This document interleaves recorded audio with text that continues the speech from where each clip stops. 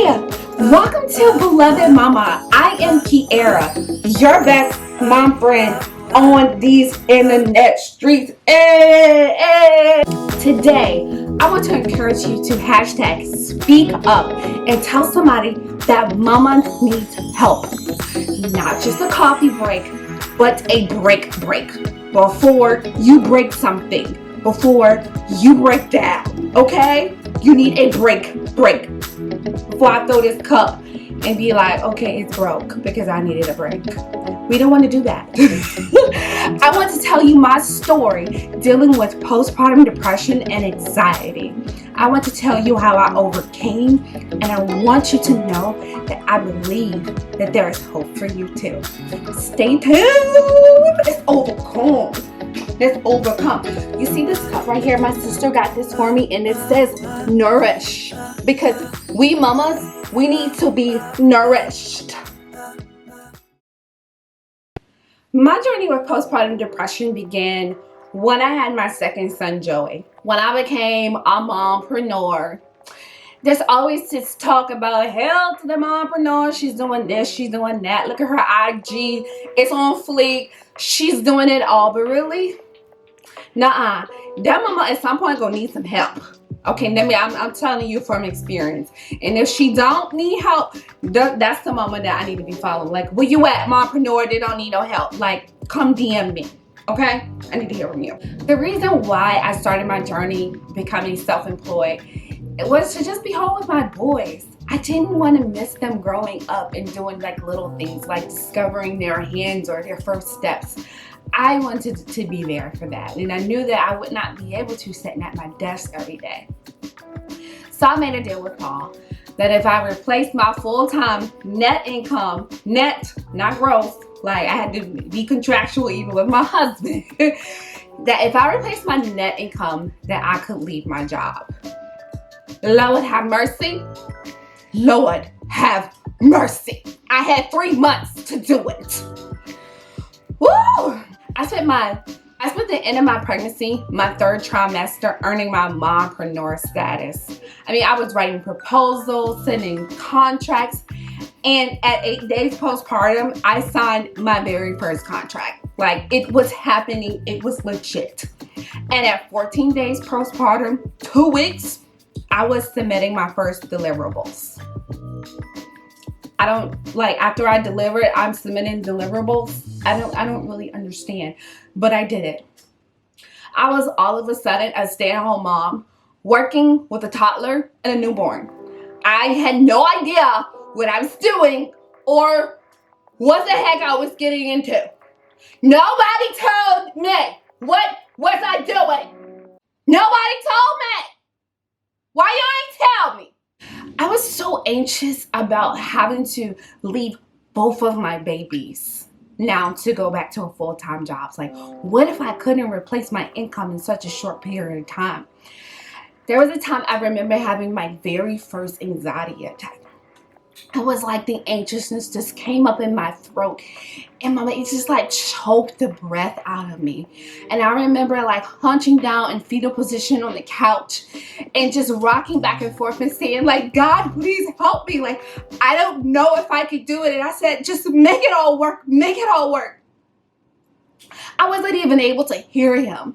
I just know that I needed him to fix it. And I just begged him and begged him and begged him to fix it. But all I could really see was my worst fears. I couldn't see the solutions. I just saw my fears. My doctor even noticed that I was dealing with a little PPD, a little postpartum depression, and she recommended that I get into a little gym program at the nice gym too, okay? It was the nice gym, and that really could have did some things to me. She noticed that I had an onset of it. But instead, I took the little paper. I never called the people. No, I did call the people, but I was like, how much is it? No ma'am, because I'm trying to make more money so I can get out of this job thing, not spend more money. So I sacrificed something that I needed for something that I was anxious and worried about. Weeks went on. So at 12 weeks postpartum with Joey and a toddler, I did it. I hustled my way and I replaced my net income. I replaced that money and I was able to leave my job. But lo and behold, that mama was just the very beginning of it. The very beginning. Listen, I never slept. Sleep? You think you don't sleep as is with a newborn?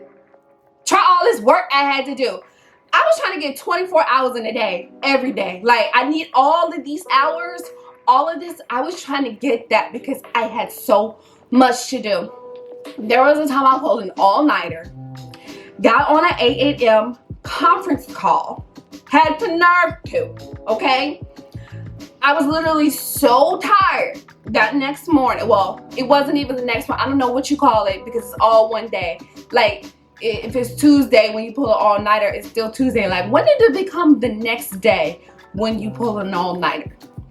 But anyway, I pulled an all-nighter, got on a conference call that morning. I was so sick. Like my mama used to say, I'm sick and tired of being sick and tired. That was me. I literally threw up out of pure exhaustion out of that after that conference call. I mean, it was like,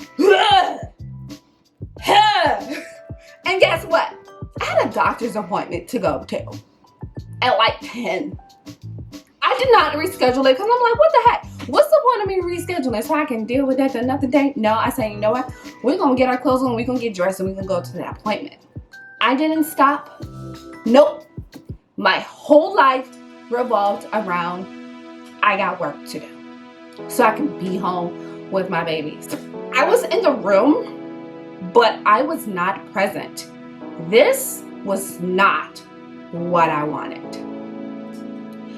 Listen to this next thing, y'all. There was a time, and I remember, I sent PJ to his Nana's house. And so I was like, all right, we're going to do some work today. So I sat on the couch all day, nursed Joey, and worked. I did this for so long that the sun set, and I never cut on the lights. My eyes eventually adjust to the darkness. And when Paul got home, I was literally sitting on the couch with my computer open in the dark, working, black, nothing on but the computer light. I was sweating, stinking. Girl, you don't even want to know the half of it. Like, you know how you know you stink? You like, look, I got to get this done before I can get me a bath. That was me.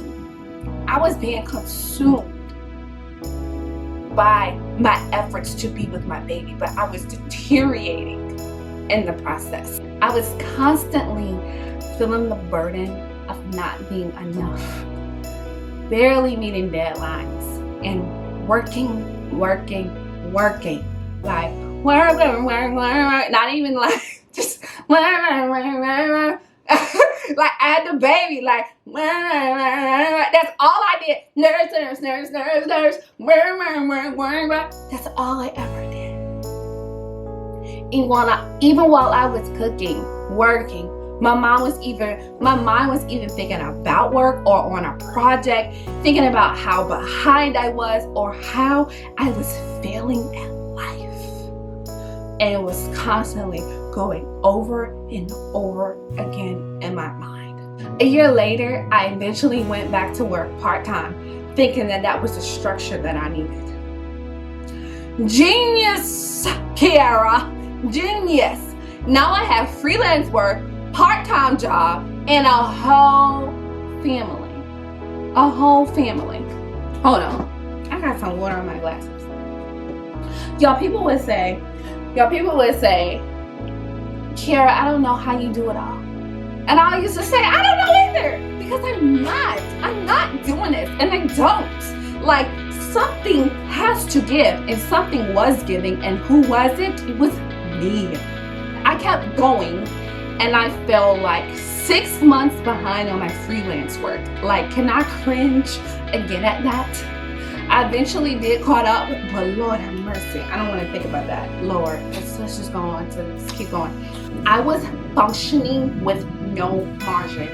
This was my life. My world was closing in on me, and I was claustrophobic by the very life that I created. Time went on and nothing really changed. I was just surviving.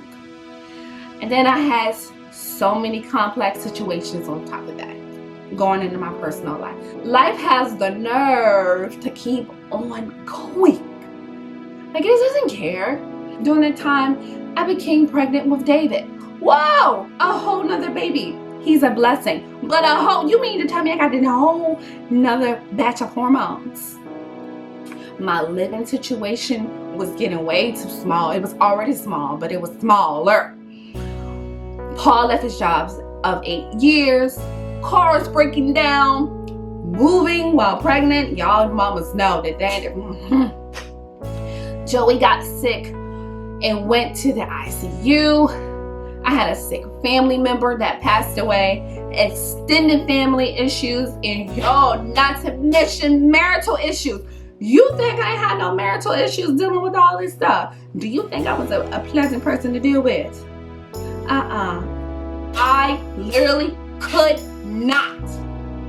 I could not. And I want to tell you, I was not operating in the grace of God. I was operating on Kiara's strength, and Kiara's strength is fallible. When Paul did get a new job, he got laid off, okay? He was the whole school shut down. He was teaching. How does school shut down? Like, I ain't never heard of that before. And then after that, it took Paul another 6 months to find a job. I was pregnant. Pregnante. Okay? How y'all gonna lay this brother off with a pregnant wife?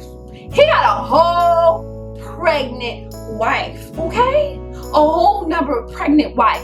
Not another wife, because he ain't got but one wife. Lord behold, he another wife. It would be like, you talk about something breaking? I'll show you something breaking. You come up in here, do some sister wife mess if you want to.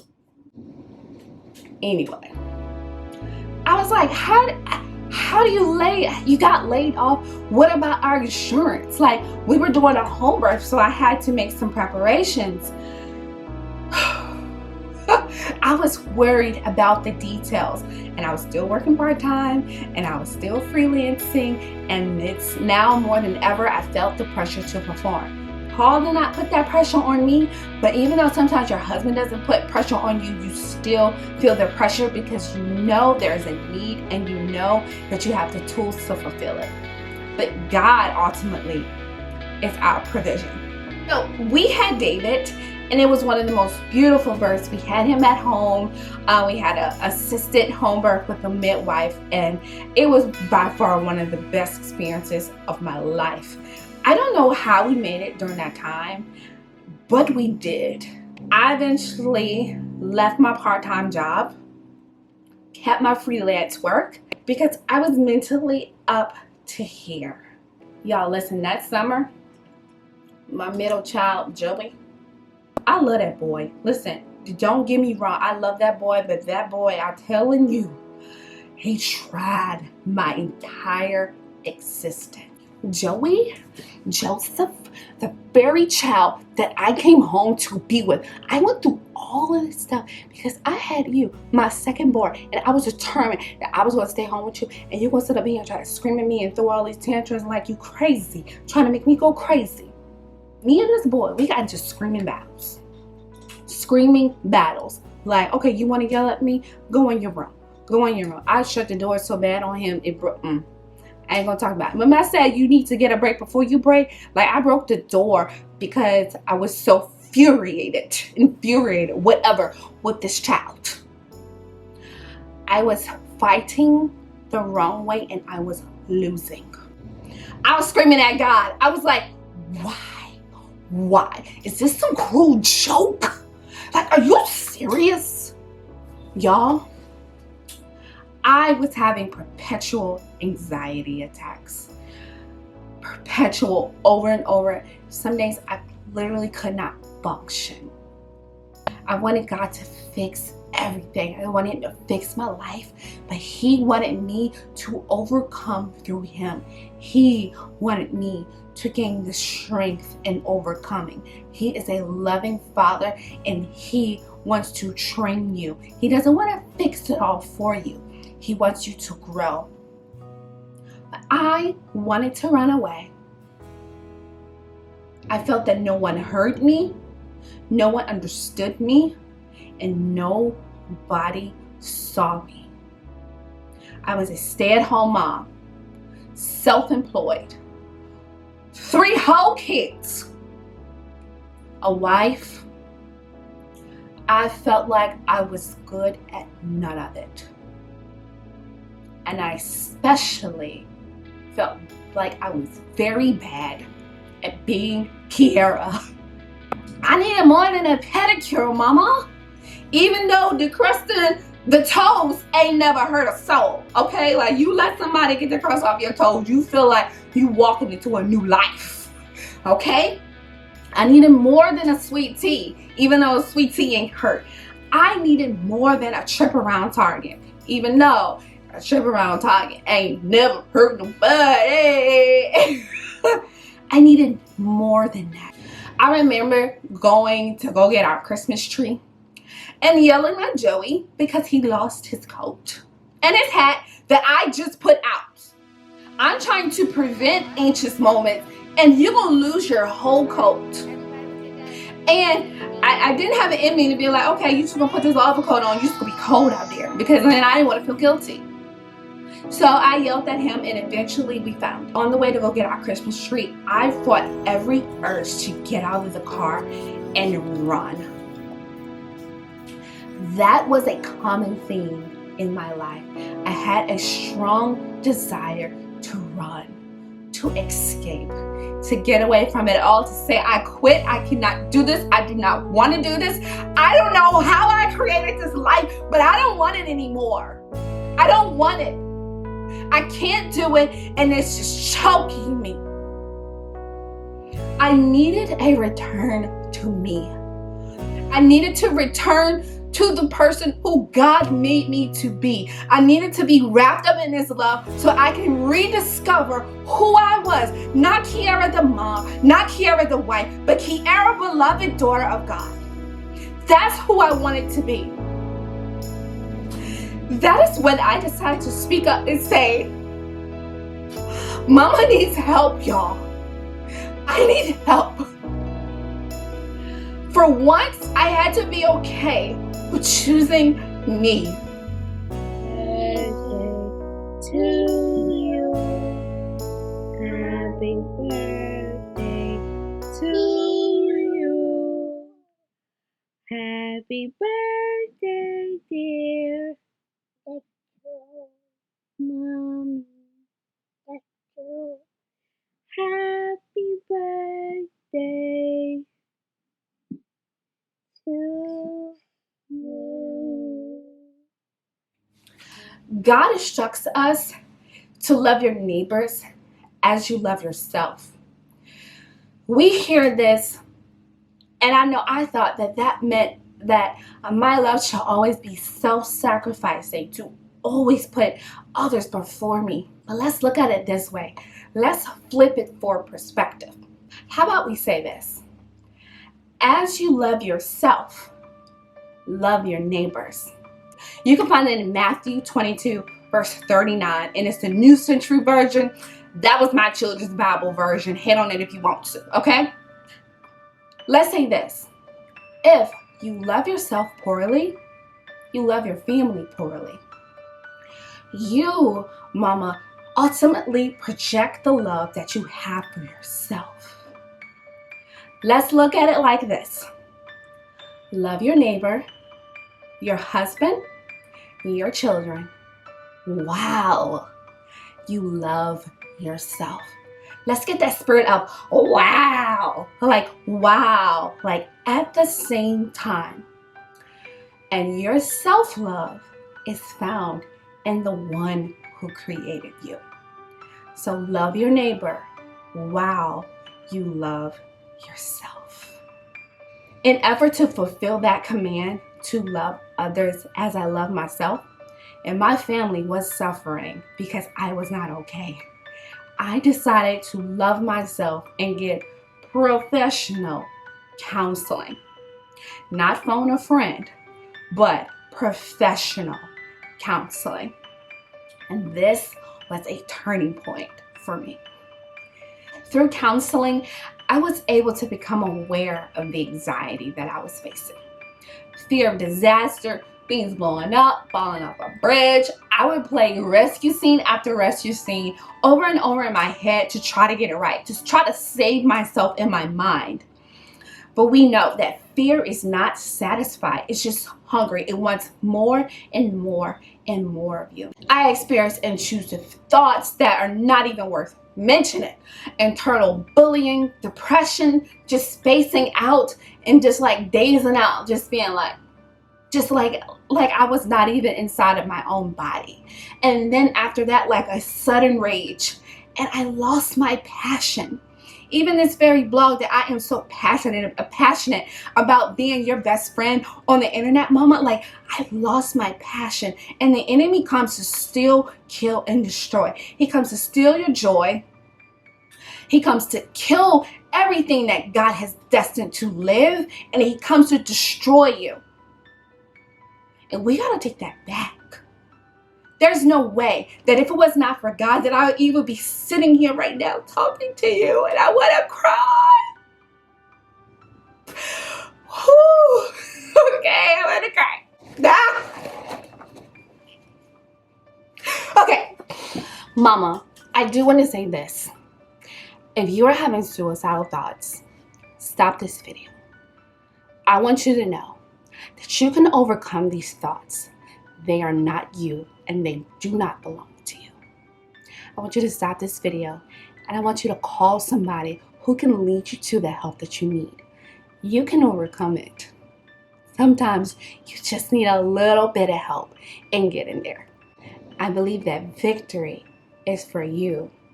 God has not given you a spirit of fear, but of power, love, and a sound mind. You can overcome anything.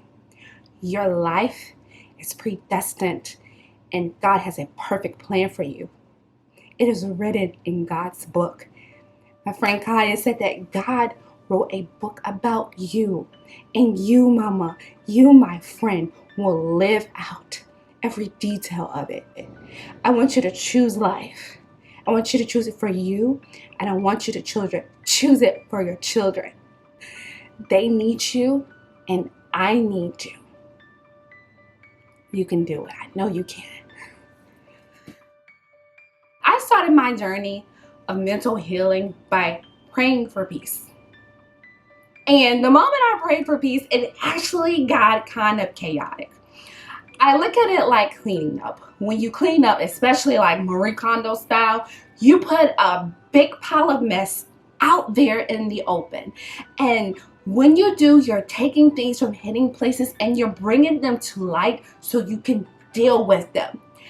For me, it got way worse before it got better. But I got all of that stuff out there, had a big pile of stuff. And you know what? I said, you know what? I'm going to deal with you. I'm going to deal with you. Depression, anxiety, everything you're going to get dealt with today. Well, like in the next 90 days. My saving grace was that I had my mind set on changing. No matter what results I saw, no matter how chaotic it got, I said, oh no, we're getting cleaned up. We are overcoming this. Romans 12, okay?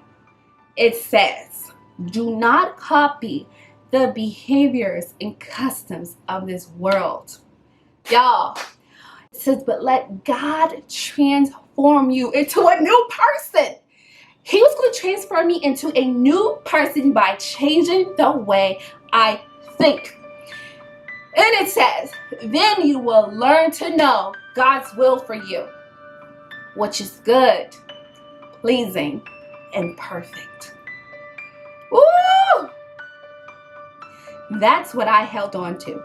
That when I changed my mind and I put in the work to change my mind, God was going to change me into an entirely new person.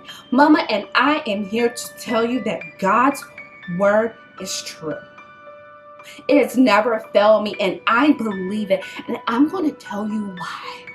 Because now I have inner peace. When my 2-year-old is throwing sippy cups, tackling his brother, whatever, getting noodle legs, I can't pick him up, I have peace.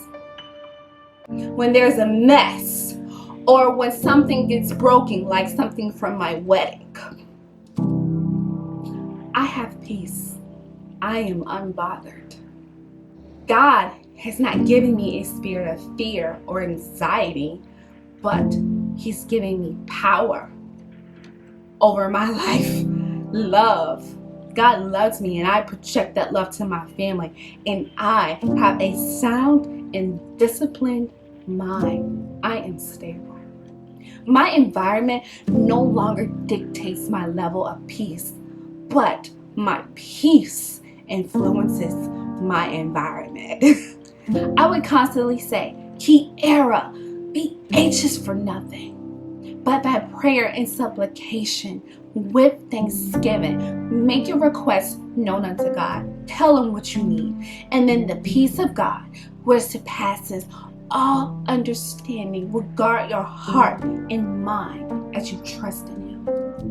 And it was in His word became true in my life. I would give my anxieties to God. And I would say, God, you're going to handle this? Like, what you going to do? Because it needs to be done. And then I would give Him my worry. And then He would give me peace. And the more peace He gave me, the more I trusted Him. And it was a constant exchange of worry for peace, trust, peace, trust, peace. Trust and peace, trust and peace. No worry, but trust and peace. Trusting that my God is going to work out every little detail that I could possibly ever think of. He knows what's going on up in here. Like, He already knows. And He's like your kids, like they do stuff. You're like, boo, I got that. Like, what you worried about that for? I already packed your lunch. I already did that. Like, so why are you asking me how to pack your lunch and I packed your lunch just in your book bag? I'm not gonna let you go hungry at school. Like, I love you. That was the trust that I gained. I am not the same person that I used to be. I don't scream and like nearly cuss out my 2-year-old no more. I ain't never cursed at him, but listen, I wanted to. I am not succumbed by the chaos of motherhood. It does not shake me.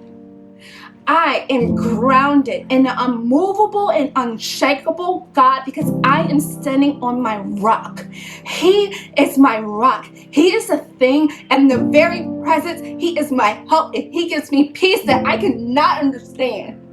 I know I have a lot of ways to go, but Mama, I'm making ground. I am making ground, and there is a sense of peace and freedom and liberty in my mind. And I know, as I am sure sitting here today, coming through your internet, I'm to tell you, if God did it for me, then He could definitely, and He will do it for you. But Mama, you gotta speak up and say, I need help. And Mama, I'm going to put God out there, and I'm going to say, if you don't feel like you have anybody to speak up to Him and try Him and see what He does. Say, God, I am speaking up because I cannot do this on my own. There is no way that I can see myself to the other end. So if you are going to do something, you're going to have to make way. Try Him at His word. Put Him to the test and see what He will do for you. Mama, I'm going to help you with some of the very things that helped me. First, I had to figure out what the world I was thinking to change how I was thinking.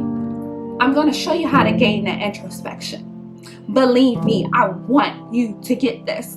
And then I'm going to show you how to attack those thoughts that are disrupting your life and stealing your joy. I'm going to teach you how to attack them to the very depth of them. We ain't came to play, okay? We did not come to play. I'm going to help you. So stay with me, Mama. And I want you to know that I see you. I see you, okay? I see you. Speak up. Speak up if you need help. And if you have overcome this. We need each other. We need each other. Subscribe for more videos in the Speak Up series. Now, Mama, this is not about numbers. This is not about me increasing my following. Like, I do want to be your friend. Like, come on, like, I really want to be your friend. But this is about you, because I want you to experience the same peace and freedom that I have experienced. I believe if God did it for me, He could definitely do it for you. I'm Kiara, your best mom friend on these internet streets. I need you. You are beloved, Mama. Talk soon.